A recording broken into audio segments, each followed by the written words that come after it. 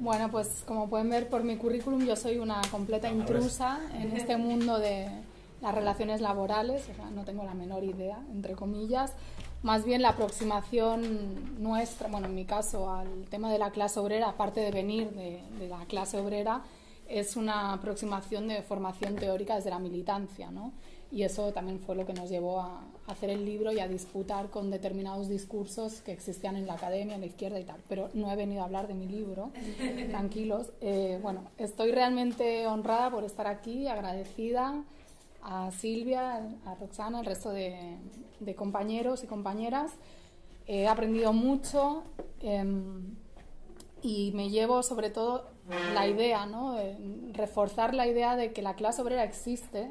Esto puede parecer una obviedad, ¿no? Pero fuera de este aula quizás no es tan obvio, tanto como sujeto social como también como sujeto político, ¿no? Como nos estaban explicando las experiencias de los compañeros, que celebro que en el ámbito académico, por cierto, invitemos a trabajadores y trabajadoras a que den su testimonio y no nos quedemos solo en la mera reflexión teórica disociada completamente de la praxis política.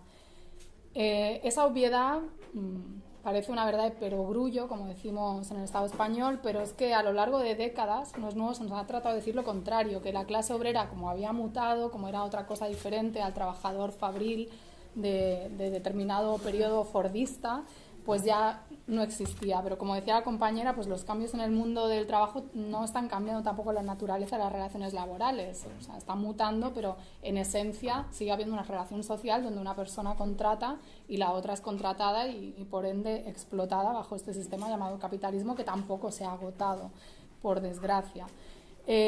Lo que vemos es que, y aquí en la mesa creo que es ejemplo de las experiencias que han explicado, que la clase obrera es plural, que tiene diferentes niveles de protección, también tiene diferentes rostros. Nosotros ahora en el Estado español tenemos un debate muy fuerte con la supuesta pugna entre obrerismo y políticas de identidad, etcétera, a raíz de otro libro que salió también publicado en ACAL, de un compañero, Daniel Bernabé, que se llama La trampa de la diversidad, y algunas personas han entendido ese libro como una crítica a las políticas de género, a la defensa de los derechos de LGTBI, afrodescendientes, etcétera. No, o sea, lo más transversal es la explotación que compete a todos los sectores sociales.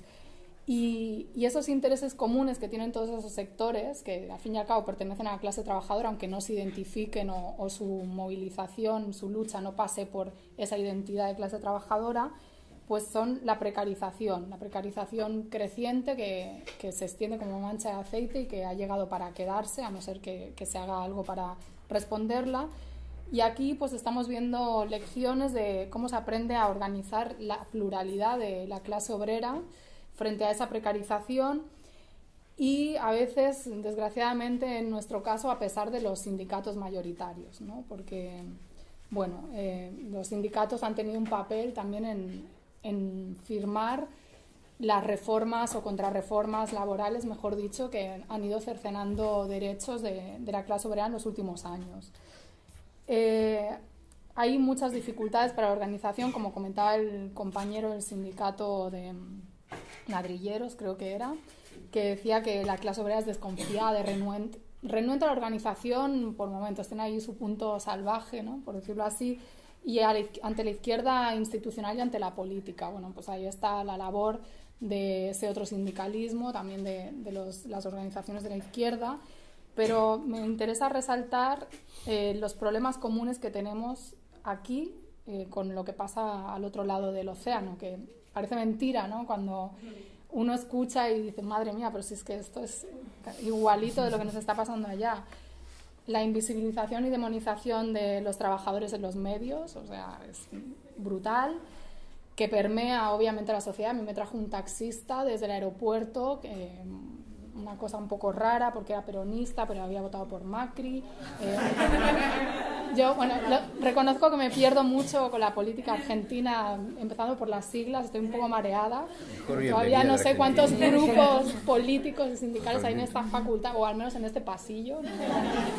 No aspiro a entender el conjunto de la facultad. Bueno, este señor era un desastre, Argentina lo peor, pero él volvería a votar por Macri, a pesar de todo. Y en un determinado momento ese trabajador del taxi, pasamos frente a una concentración de trabajadores, creo que tenían pancartas de la CETA, y dijo, ¿ves? Todos estos no son argentinos, son bolivianos, y están aquí, pues si no les gusta Argentina, pues que se vayan a su país, ¿no? Y claro, pero Argentina está conformada por inmigrantes de muchas partes del mundo, ¿no? A lo largo de su historia. Bueno, pero... Y claro, todo esto, en otro contexto es lo mismo que tenemos allá, este tipo de discursos, o sea, cómo la clase obrera tiene unas contradicciones absolutas, una mezcla, porque de repente te pueden hacer un discurso de defensa de clase y a la vez unos comentarios xenofóbicos, pero a la vez ayudar más al vecino extranjero que nadie más, o sea, es como toda una ensalada variada. Lo que comentaban por aquí de los emprendedores, a nosotros también nos han vendido esta moto de que ahora somos emprendedores, ya no somos trabajadores. Y en eso la economía supuestamente colaborativa que representa Uber o Airbnb, que es un grandísimo problema, por ejemplo, en la ciudad de Barcelona, donde yo soy, que está expulsando a los ciudadanos de la propia ciudad, con la connivencia de personas que también se han montado a esta supuesta economía colaborativa que se basa en el lucro y en la especulación absoluta, pues bueno, se está extendiendo este problema, la uberización de la economía, que ya se está hablando así, eso también es un gran problema que tenemos. Los falsos autónomos, o sea, falsos cuentapropistas, el caso de Deliveroo, tuvimos una lucha muy potente de los repartidores de Deliveroo, que bueno, reivindicaban esa relación salarial y laboral que está en una elipsis, pero que obviamente que existe, ¿no? La economía sumergida, el no pago de horas extras. Luego, bueno, yo añadiría el sindicalismo de la conciliación que tenemos al menos por allí, y lo digo habiendo trabajado en uno de esos grandes sindicatos, o sea, no, y con máximo respeto para mucha gente organizada y trabajadores que eligen esos sindicatos para dar la batalla en sus centros de trabajo, pero pues hay luchas concretas que bueno, se han hecho incluso a pesar de las centrales sindicales. Pienso en el caso de Panrico, que fue una lucha que hubo en Cataluña, una huelga histórica de prácticamente 8 meses o más, que dio lugar a un libro que se publicó tanto en catalán como castellano, de Panrico, la huelga más larga. Y ahí pues se ve, ¿no?, como esos trabajadores votaban ir a huelga, mantener la huelga, y por detrás sus sindicatos estaban pactando con la patronal, o sea, una serie de cosas en contra de sus intereses. Bueno, así se da la lucha también. Cuando hablaban de los trabajadores de la economía popular, los ladrilleros, etcétera, yo veía paralelismos con, por ejemplo, la organización del sindicato de manteros que ha habido en Cataluña, que son los sectores más jodidos, por decirlo así, de la clase trabajadora, los inmigrantes subsaharianos, muchos de ellos que llegan en patera, que llegan en condiciones extremas y que, bueno, pues venden en la calle, igual que aquí, los que venden palta, etcétera, y que están apostando por reivindicar sus derechos, incluso su derecho a la existencia como seres humanos, porque bueno, habrá gente incluso que piense que esta lógica, ¿no?, de sáquenlos de aquí, que comentaban la competencia que hacen con los restaurantes. En México también hay mucha venta ambulante, como sabe la compañera, y se ha llegado a quitar del espacio público a vendedores ambulantes porque supuestamente hacían competencia con restaurantes cuando vendían cosas que no tenían nada que ver, ¿no? Como este discurso lo menciono porque es global, ¿no? Y en esa lógica creo que hay que entender que estamos ante una ofensiva global del capital, o sea, nosotros no quedarnos solo con lo que nos está pasando localmente, que obviamente se expresa de manera diferenciada en función de la latitud, pero que no se puede aislar ni en el análisis ni tampoco en la acción, porque eso creo que nos da la perspectiva necesaria para poder superar este sistema. El sistema siempre va a justificar sus recortes o su negación de derechos amparándose en la crisis, ¿no? Que decía un compañero o compañera, no recuerdo bien, que el neoliberalismo tiene todos los mecanismos para justificar su accionar.